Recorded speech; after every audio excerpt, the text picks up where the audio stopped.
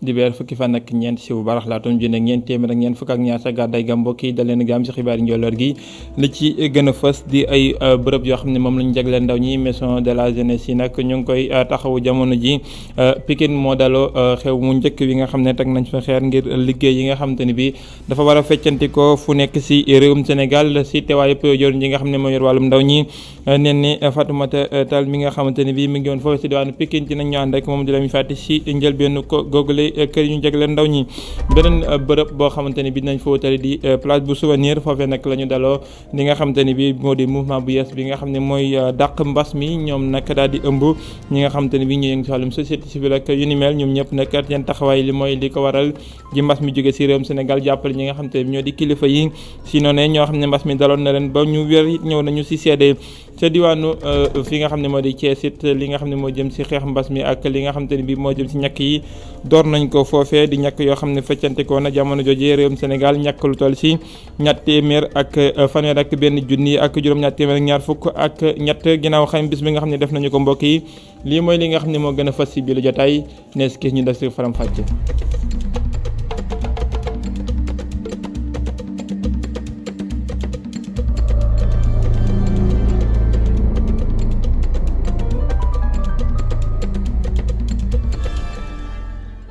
ci xumb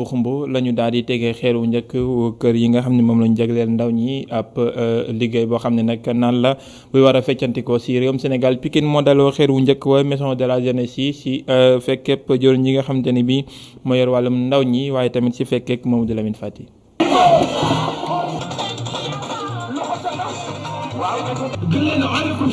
xumbute bu mag moo tegu woon ci bés bi nga xam ne ñu ngi teg xeer bu njëkk ci kër yi nga xam ne ñu ngi ko jagleel ndaw yi ak wàllum citoyenneté esplanade bu arène nationale bari woon fees dell ak ay nit ci waxtu joojule ci la meeru Pikine Nord jël kàddu ngir wax nañu jël ndaw commune am bi nga xam ne fa la projet bi nekk ñu mën leen dugal ci liggéey yi lee. Je voudrais, Madame la ministre, vous souligner que la jeunesse de Pikine et celle du département. dama bëggoon madame la ministre wax la ne nag waa Pikine ñoom bëgg nañ ñu bàyyi leen xel ndax ci liggéey yi nga xam ne moom la ñuy def file ñu mën see jël ndaw yi nga xam ne ñoo dëkkee ci commune bi le ñun daal ñu ngi bàyyi yaakaar ci yow bu baax a baax que yow di nga jéem a fexe ak ñi nga nekk ñi ngay liggéey ba ndaw yi nga xam ne ñoo nekkee Pikine mën cee am liggéey rawatina quartier yi nga xam ne ñoo nekkee ci wet bi Ndiassane Nimzat 1 Nimzat 2 Daaru Xudoos. Celle des quartiers environnants Ndiassane, Nimzat 1, Nimzat 2, Daaru Xudoos. kër gi nga xam ne ñu ngi ko jagle ndaw yi ngir ndaw yi président conseil départemental bu jeunesse bu Pikine mu ngi jaajëfal kilifa yi te di leen wax rek nañu gën a bàyyi xel bëgg-bëgg ndaw yi lay. Cette jeunesse aujourd'hui. ndaw yi tey jile ñoom ñoo nar a tabax Sénégal bu ëllëg ak ñi nga xam ne ñoo yore nguur gi loolu yëpp ngir wane taxawaayam ci wàllum citoyenneté ci dëkk bi.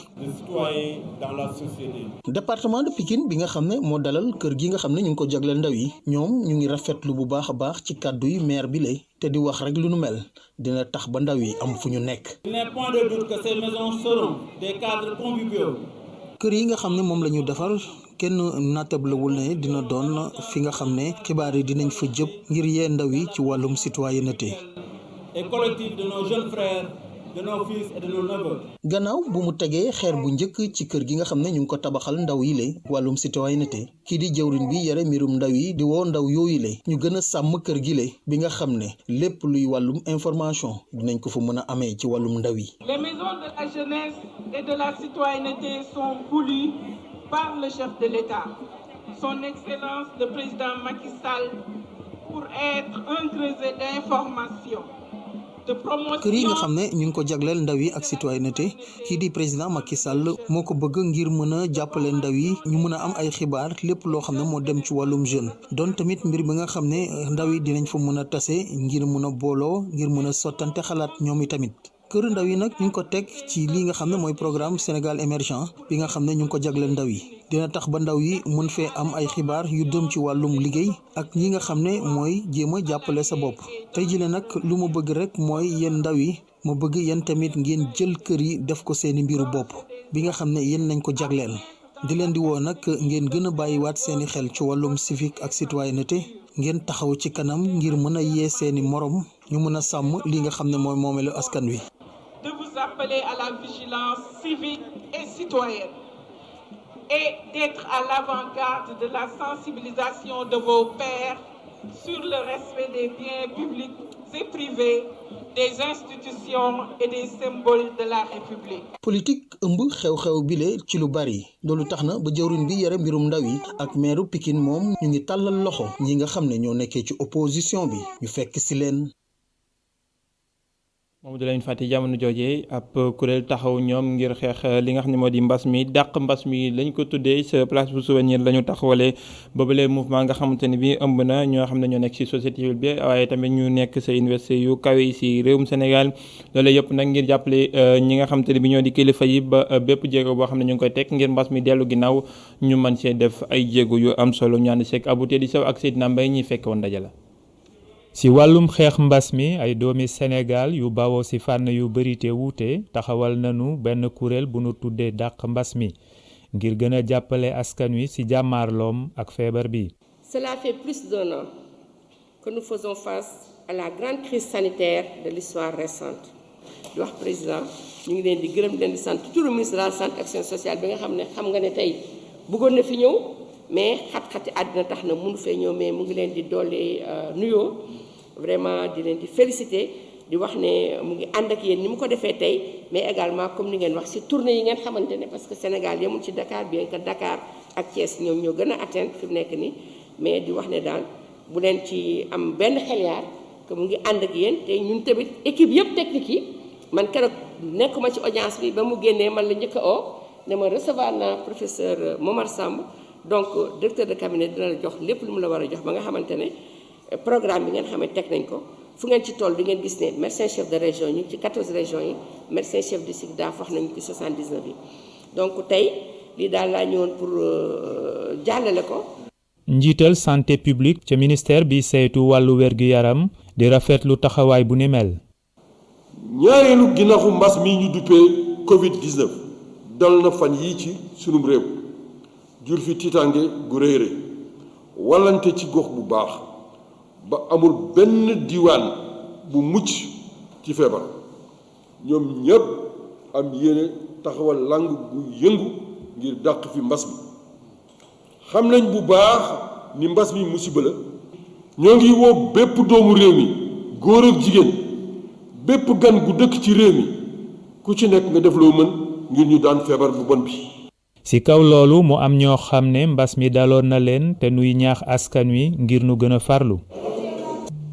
Abou Tedi Sow ñenn si ñi nga xamante ne bi ñu ngi woon si ndaje la te dundoon ak mbasum coronavirus del soit si seede waaye tamit soññ ñi nga xamante ne bi ñoo askan wi su ko defee ñoo xam li nga xamante ne bi moo si am nii loraange waaye tamit ñu mën a maytu mbas mi wasaaroo si réewum Sénégal kenn si ñoom madame Awa Dia Thiam teewlu si waat si ay seede ak ay kàddu soññee ñu teewlu ay kàddoom ak Abou Tedi Sow. Il faut que nit ñi xam ne que mbas mi ngi fi mu ngi fi bu ñu ko nëbb ñu bëri dañuy feebar di ko nëbb man nëbbuma ko looloo tax ma ne tey damay ñëw parce que man c'est une thérapie pour moi aussi aujourd'hui que moom mun a ñëw wax ko que moom mun a ñëw nit ñi mun ci sukkandiku pour ñu xam ne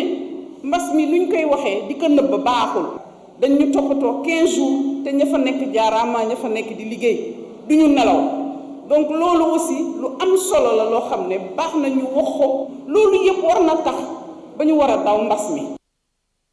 mbas mi mu ngi fii ba léegi ndaxte ginnaaw xarim bis bi nga xam ne def nañu ko am nañ lu toll si juróom benn fukk ak ñeenti way tawat yu yees yoo xam ne def am nañu si réew mi ginnaaw junni ak juróom-ñetti téeméer ak juróom fukki test yi nga xam ne def nañ ko si doomi aadama donte nag jarag yi moom ñu ngay gën di bëri ndax toll nañ si ñetti téeméer ak fanweer ak benn bis ni ki tey ñi nga xam ne faat na leen jàngoro ji toll si ñett ni ki démb loobu limib ñi faatu si junni ak fanweer ak juróom-ñaari doomi aadama juróom-ñaar téeméer ak ñaar fukk ak juróom-ñeent ñooy faju tey ji si mbasum coronavirus ñàkk yi bu mu yegsee si réew mi it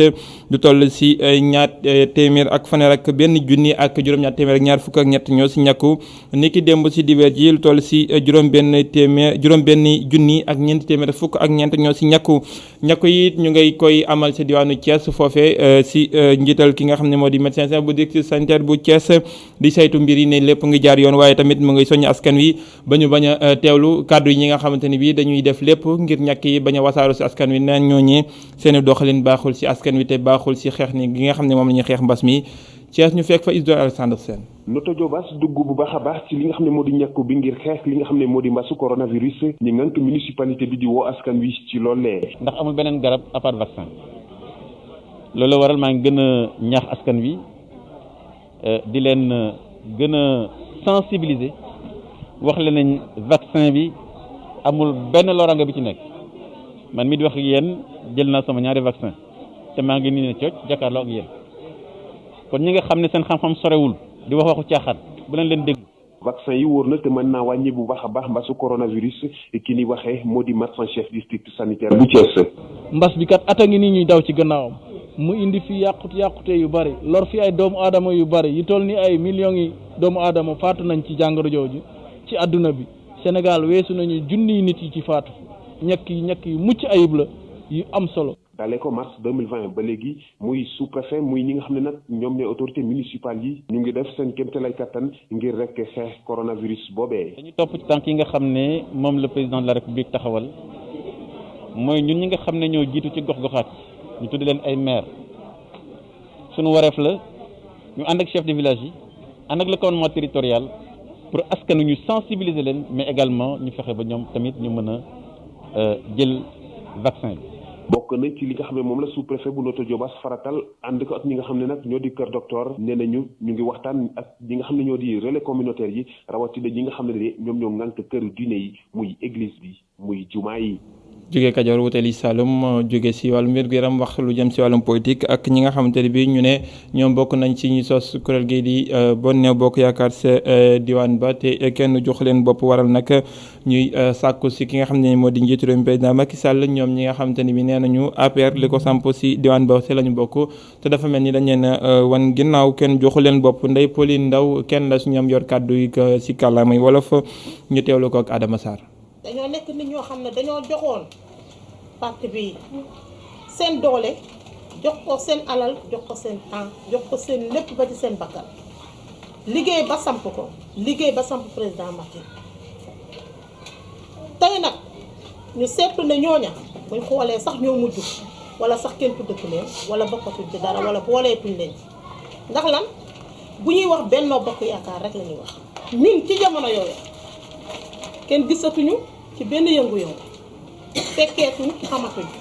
bokkatuñ sax ci seen politique bi ndax kenn duñu woo te kenn duñu tudd te kenn duñu xañ te ndaxam li fi nekk ñoo ko fi samp léegi nag lépp loo xam ne sax seetlu woon nañ ne muy ay teraanga yu ndaw a ndaw yu ñuy joxe sax ñoo xam ne mën nañ ko tuddee teraanga tey ñu mën cee teral tey suñ ay nit ñoo xam ne ña nga àndoon ak ñun gunge ñu te coono booba sax yu demee ni gis suukaru koor ak ay xarit tabaski ay yu ndaw yi ñuy joxe sax ñun yooyee sax gisuñ ko ndax ñuy romb tey nag mu metti lool waaye ñu muñ mënuñoo sànni APR ndax ñun ñoo ko bëgg def ko suñu xol gëm ko ba lii yëpp am. ñu jógee fi nga xamante ni bii moo di Saloum wutali Mbaaw foofu nag bu ñu fi yeggee fekk fa maire ba Abdoulaye Pouy moom nag daan nay dummóoyu kuréel gi nga xamante ni bii moo di Benno Bokk Yaakaar nee nañu kilifa yi nga xam ne ñoo ngànk googule kuréel si diwaanu Pikine dañ ko dayalal te joxuñu ko benn bopp waral nag mu daal di wan ginnaaw googule kuréel mu ne nag ëllëgam ak ànd ak njiitu réew mi président Macky Sall mu ngi ciy xalaat ay kàddoom moom Abdoulaye Pouy ñu teewlu ko ak Mamadou Lamine Fati. mooy manifestation yi fi amoon. mu dem ba président wax ci wax ju rafet ba nit ñi nangul ko jàmm dellu si ñu gis ay kilifa ay ministre ay député ay ñoo xam ne ba mu méttee ba métti kenn déggu leen ñoom ñëpp daw sangu mbàjj kan waxul ñuy sóor a génn di wane ngóora di wax joo xamante ne yeewaat fitna di wax juy jaxasawaat dëkk bi ànd nañu ak président juróom-benn ak di liggéey waaye ñi mu àndal teg leen ci département de Pikine ñu ànd di liggéey ci lu ñu naan Benno Bokk Yaakaar responsable yi ne fii ñu bokk di liggéey ay at masuñu tëral ci Benno Bokk Yaakaar lu ñu mas a toog woo nañu kaa leen toog ñu wax ngeen dëgg wala ñu am seen xalaat masul am saa bu ñu déggee wax ju bon saa bu ñu gisee ay pexe yu bon saa bu ñuy jéem a diffamer wala def ñu si ñu lay àndal ci kaso bi wala indil ay problème te élection ñëwagul Benno Bokk Yaakaar boobu à partir de tey suñu mouvement bii bokkatu ci génn na ci. politique ba léegi beneen parti di force nouvelle ñoom it àddu nañ ci li nga xamante ne bi moo di tolluwaayu politique am réew mi bokk na ci nag élection yi nga xamante ne bi dàqat nañ ko di local yi li ñu bëgg mooy dañu jox leen date boo xam ne bu wóor la waaye nag li nga xam ne moo di jafe-jafe mu xëyum ndaw ñi àddu nañu ci nee nañu faaw nag ak jooyante gu ñoŋ gu dëgg am taxawaay ma waral nag ndaw ñi mën a amam xëy si réew mi ki yor seen cadre di jokkaloo ak ndaw ñi Mamadou Ba lay wéy ñu teewlu ko ak Mamadou Lamine Fati. ndaw ñi bëgg nañu xëy ngeen nit ñu ay saretu mbaam donc léegi mu ñëpp ko gisandoo ko Sénégal donc loolu réglé wul problème bi lii réglé problème mooy mu ñëw waxtaan ak ñi mu war a waxtaanal proposition yi ñu ko joxoon bu delluwaatee si ñooñu mu xam ne que ñi ànd ak moom gouvernement bi nekk nii bi nga xam ne dafa échoué keroog parce que ça a été un échec total un ministre de l'intérieur qui traite sa jeunesse de terroriste qui traite la jeunesse de bandit dañuy fàtte ne kan leader yooyu ak ndaw ñooñu ñoo leen joxoon tey li ñu am moo tax tey président nee na bëgg dégg na ndaw ñi des na du libéré rek tey bu dégg bi bu dégg amoon day tas gouvernement am mu dem vers un gouvernement d'union nationale mu xool ñooñu mu ànd ak ñooñu pour li ko dese ñu ànd ak moom si loolu liggéey bu loolu amul it mbedd baa ngi fi de te tey leçon bi gis na ko report élection yi wax dëgg yàlla lu ñëpp di méttitlu la parce que ñun yaakaaroon nañ ne que 28 mars bi parce que loolu la ñu waxoon élection locale day am mujjeewul am parce que neewoon nañu mbas mi la au delà de mbas mi ñu ne nañu def audit fichier électoral bi am commission dialogue national bi si doon liggéey ba bërki démb conseil des ministres ñu gis président jël na projet de loi yi pour yóbbu ko assemblée pour report ñu ngi toog xaar comme nag moom moo ko yóbbu kon xam nañ ne day am mais nag wax dëgg yàlla bëgg nañu xam kañ la suñuy élection locale di am. ñu wutali diwaanu Mbour xaatimoo de déggoo dox diggante AIBD ak UCG di ñi nga xamante ne bi ñoo yor cet geeg cell gi si réewum Sénégal googale xaatimoo nag ngir lépp loo xamante ne bi mooy seetal lu war aéroport bu Diass ak biir aéroport bi dina jox xam xëy toll si téeméeri ndaw buñ sukkandikoo si kilifa yi nga xam ne xaatimoo nañu déggoo googee si fekkeek Mountaga Kane ci xaatim bi nga xamante ne ni UGC ak AIBD xaatim nañ ko ngir seetal AIBD ak li ko wër kii nga xamante ni mooy Doudou Ka di directeur général aéroport bi wax nañu fii lan mooy solo set ak setal. mu nekk loo xam ne ndigalu président de la République la dafa ne Sénégal dafa war a set ba nga xam ne loolu day nekk woyu day bokk si woyu Sénégal. soo ñëwee Sénégal ñu ne la dëkk boobu de set na te set boobu pour ñu doxal ko dafa jàmp Sénégal mu wéy boobu bokk si wéy loolu moo waral mu lancé programme bu ñuy wax Sénégal zéro déchet. programme bi nga xamante ne nag dafa lëkkale askan yi nga xamante ne ñoo wër aéroport bi dina jox xëy lu toll si téeméeri ndaw yi nga xamante ne ni ñu ngi dëkk ci commune de Diass wala commune bu Kër Moussa. téeméeri ndaw yoo xam ne si localité bi la ñu dëkk ñoo xam ne day nekk liggéey yoo xam ne parce que tant que aéroport bi mi ngi fi dina am téeméer yooyu ñu fay nekk di fa liggéey donc bu dee sax ñooñu avancé nañu te bàyyi nañu liggéey bi dina am yeneen ndaw yoo xam ne dinañ leen remplacer mu nekk des emplois durables loolu tam si président bi woote bu mu woote mooy emploi des jeunes mu nekk loo xam ne tam ñun dañ ci bëggoon bay suñu waar. ñoom ñi jiite kuréel yi liggéey ci wàllu AIBD yépp rafetlu nañu lëkkaloo bi nga xamante ni ay société nationale dañ koy lëkkaloo ci ay convention jaajëfal ko moom Mountaga Kane ca diwaanu Mbour AIBD ak li ko wër ñu daal di leen di teelantil article de la semaine ni ki niñ ko doon defee gaaw gu jot tey nag ñu tollanti leen ko si dibeer ji ndax del siwaat si li nga xam te ni bi taxawaay bu ràññeeku bi nga xam ne kilifa diine yi taxaw nañ ko si xew-xew jamono rawatina li nga xam ne moo di xew-xew politique ak wàllum yoon ak yoonal ak jàppante yi nga xam ne judd woon na fi si réewum Sénégal tukkee woon si mbirum Sonko ak Adji Sarr taxawaay bi nga xam ne xaalif général des mourides taxaw na ko ci it loolee fës na si yenn gaay bi nga xam te ni bi di critique si xalim ak El Hadji Samba Thiam mi nga xam ne jàq nag waxtaan bu jaatu ak El Hadji Malick Cissé ñu teewlu.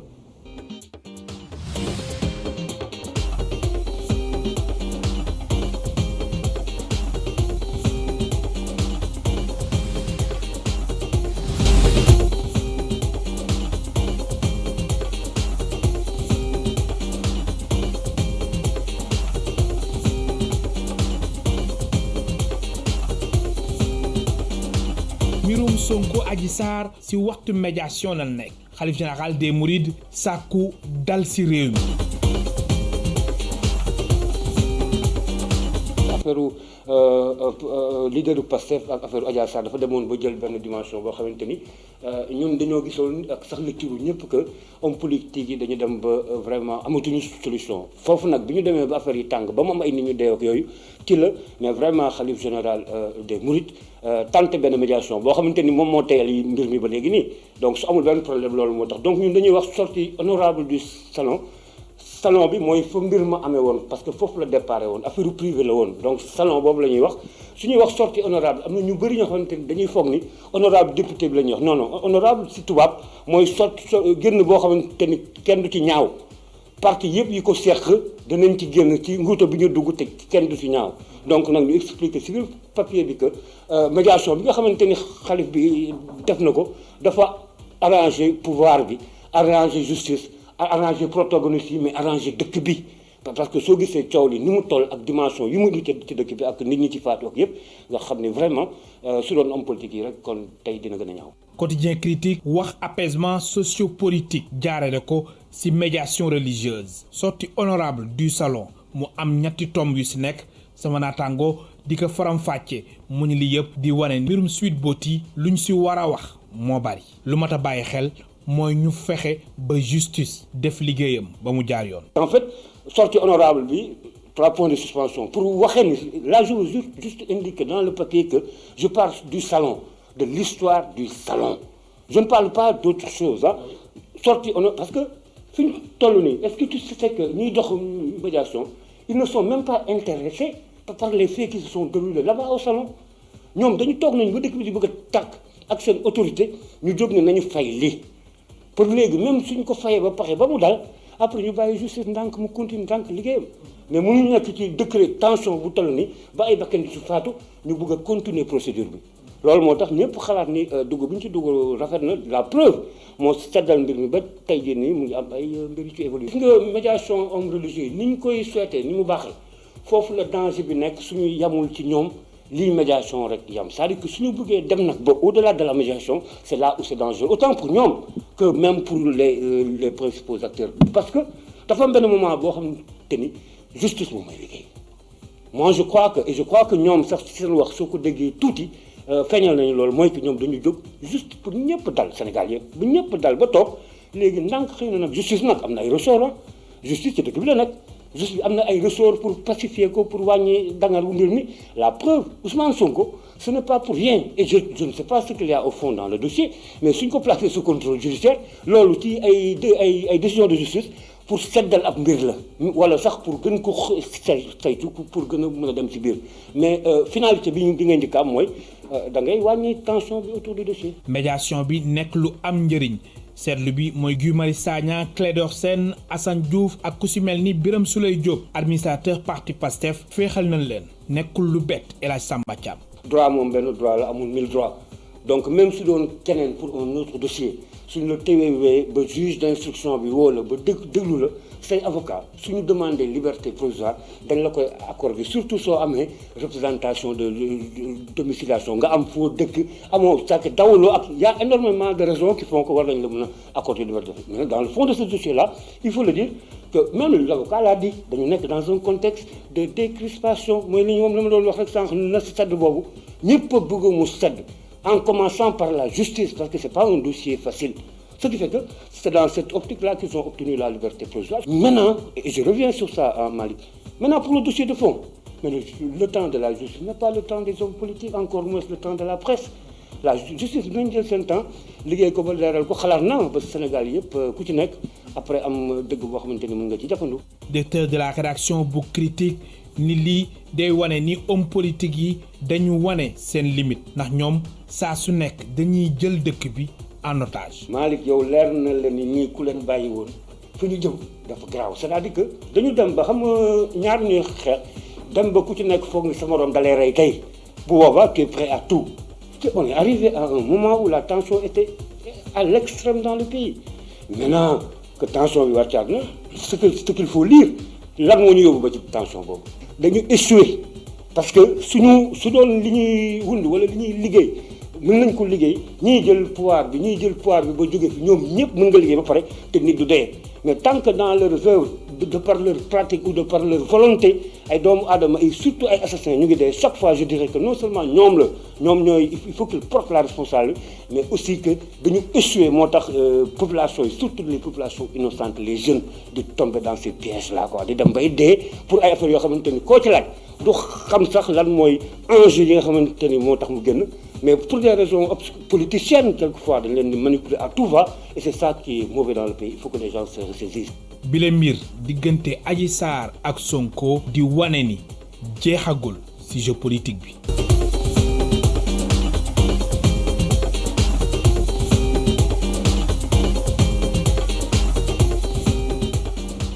Alaaji Malick Cissé jataay bi moom jeex na di leen jaajëfal ci teewlu bi jaajëfal équipe technique bi ci jàpp ndal gi geneen jataay 18h45 la doon ci kàllaamay wolof may ci dig dëgg ak 19h45 ci kàllaamay nasaraan ngeen ci ànd ak Ousmane Monique Sagna ci biir la Total ak Adama Manouchka Ba xibaar day wéy ni ci www.media.sn ñu yendoo ak jàmm